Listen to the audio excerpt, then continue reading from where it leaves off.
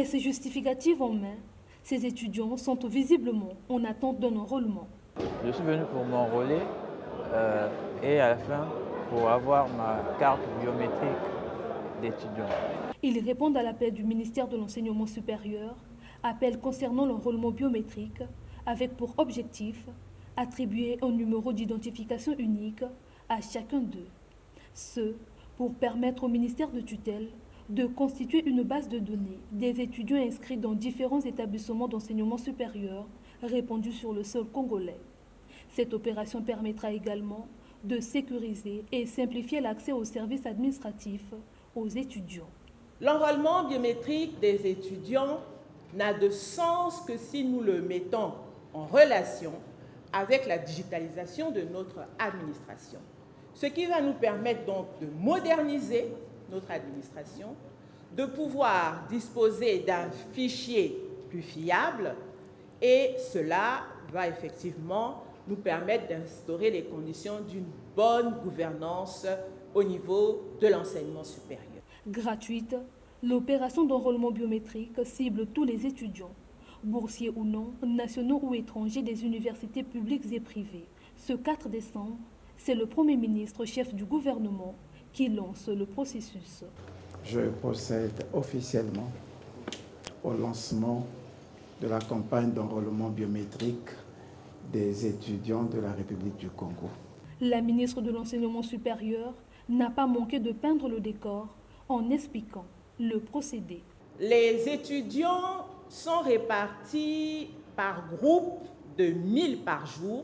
Il y a donc une programmation qui est faite par établissement et sur la base de cette programmation, les étudiants qui relèvent de ces établissements sont invités à se pré-enrôler sur un site qui est dédié et ce n'est qu'une fois qu'ils se sont enregistrés au préalable qu'il y a eu un QR code qui est généré, qu'ils viennent physiquement au centre du NIU.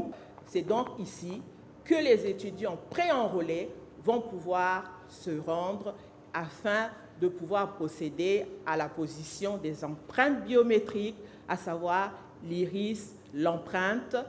En plus de cela, ils procéderont à la signature de leur formulaire et on procédera à une photographie. Et à l'issue de ce processus, l'étudiant enrôlé aura un récépissé et sur la base de ce récépissé, il pourra, quelques jours après, pouvoir recevoir sa carte biométrique. Après une longue file d'attente, c'est avec sourire que chacun d'eux nous livre leur ressenti. On nous a demandé de mettre nos empreintes digitales et l'organisation était très bien, donc du coup ça s'est passé très rapidement. Premièrement, je devrais m'inscrire en ligne sur le site e-forum News CG pour avoir mon récépissé.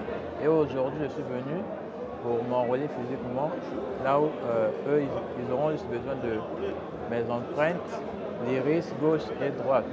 Disons que c'est une bonne chose. On remarque qu'ils accordent un peu plus d'importance aux étudiants.